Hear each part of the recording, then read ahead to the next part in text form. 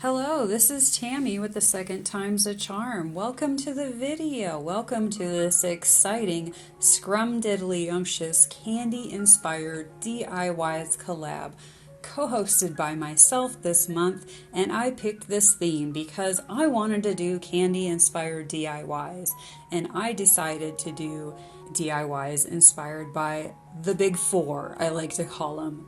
The holidays that are very candy oriented, and we start off with Halloween because Halloween is actually coming up very quickly as of the time of this recording.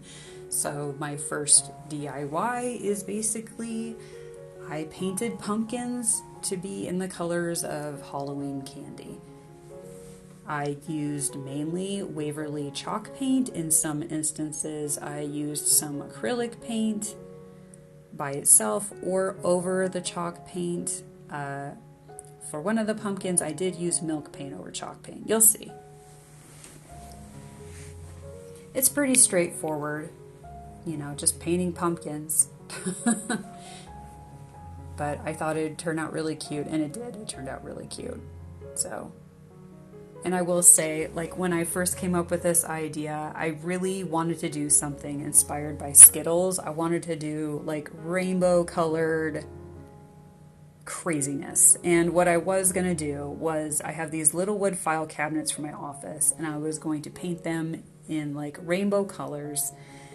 And I just ran out of time. I just ran out of time. There was too much going on, but that video is coming up. So if you are interested in seeing some rainbow colored file cabinets, then subscribe to my channel because it is happening. It's just not happening in this video. But that's okay. There's still some exciting things happening in this video. And it's not shown, but the way I made that purple paint was I mixed Waverly Crimson and Waverly Ocean to make the purple.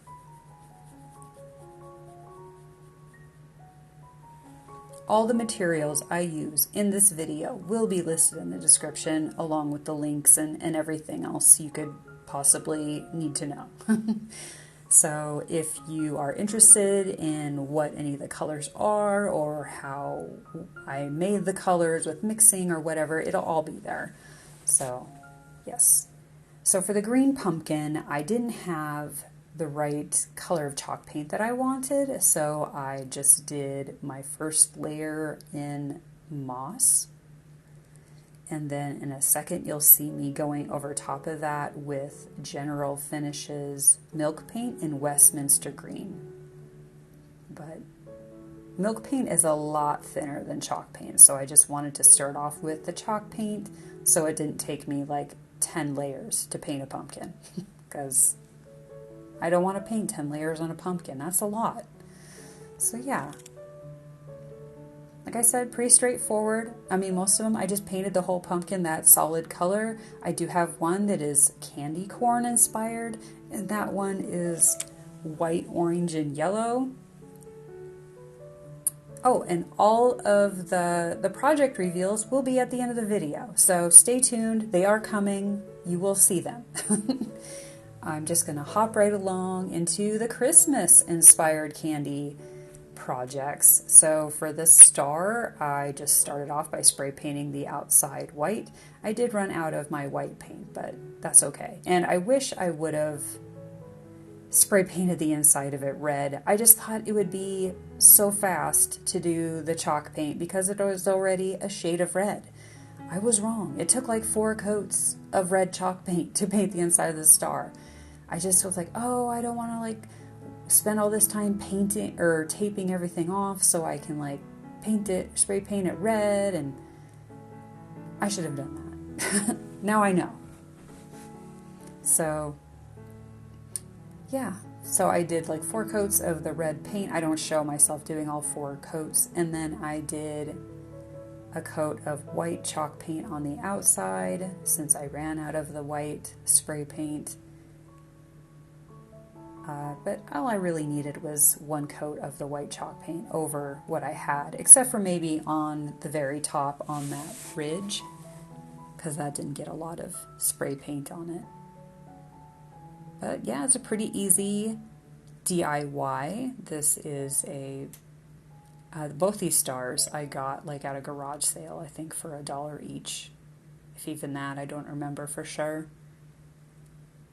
And I did sand down any parts where there was writing or like a design, because otherwise it'll raise up and it'll show through your paint. So you definitely want to sand those down before you paint over them. And of course, clean the surfaces. Always clean your surfaces before you paint. If you don't do that, you can have some adhesion issues.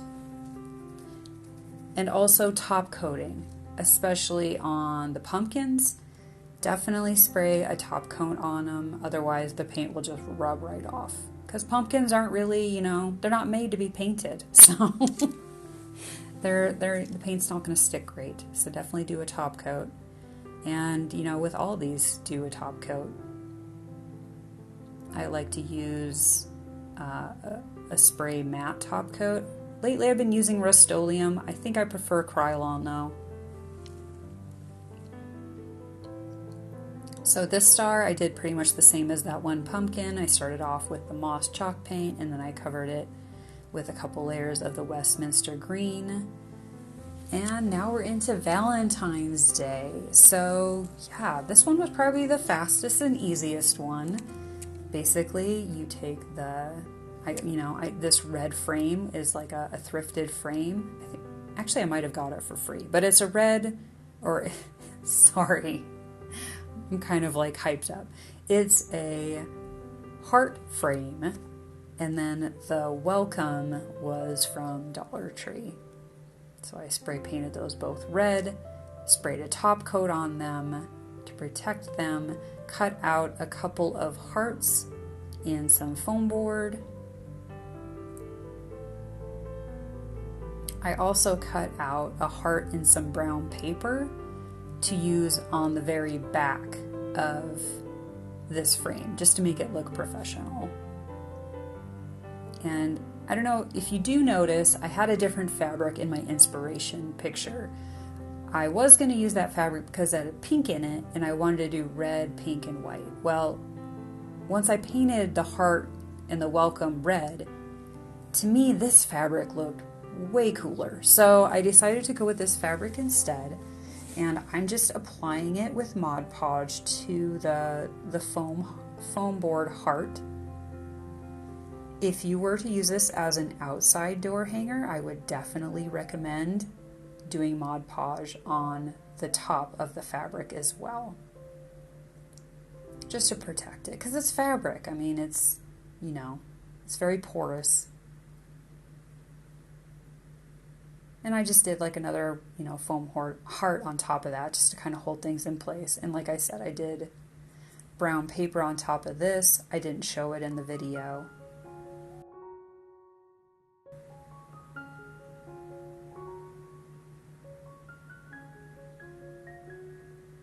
And then I just dabbed on a little super glue on the welcome thing to add it to the heart. Doesn't the red and the black and the white look so pretty? I was playing with the idea of watering down some pink chalk paint and maybe painting in some of the flowers, but I don't know if I'll do it yet. That's why I didn't actually seal the front yet. I wasn't sure if I was going to do anything else to it yet. If I do decide not to, then I'll seal it. And then I just chose this buffalo check ribbon. All right, we're into Easter and the last project of the video.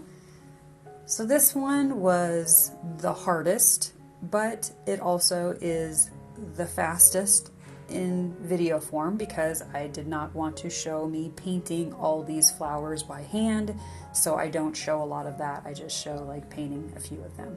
But mainly I started off by spray painting them all white. They were black. You can, I think, get these flowers in white, but I had gotten them off of Facebook Marketplace from somebody locally, I think for like $5 or something like that. And so I spray painted them white. And now I'm making the pastels, which is basically you use a white base. In this case, I used chalk paint, and then I added acrylic paints in the colors I wanted and mixed them up to make pastels. I mean, that's pretty much the easiest way to make pastels. You just start off with a white base and add the color you want to have a pastel form of. And then I painted the front and the back of every single one of the flowers. So it took a while. I sat down. Like it wasn't a standing project. It took a while. But I think it came out really, really cute. It's actually one of my favorite projects from this video. And I might actually keep these flowers. I might hang them up on the wall behind me where I sometimes fill my intros just to add a little color. I haven't decided yet, but they're very cute. And you definitely, as I've mentioned throughout this video, want to do a top coat on top of these because they are just chalk painted, and chalk paint would scratch off really easy.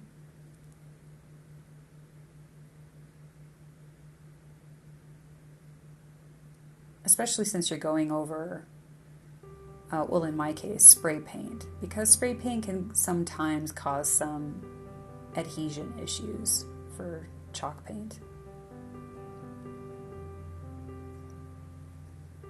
I think in some cases if you do a top coat and then do chalk paint and then do another top coat, you're probably like a lot more set, like with things like staying really, really well. So if you want things to stay as well as possible, that's probably the way to do it.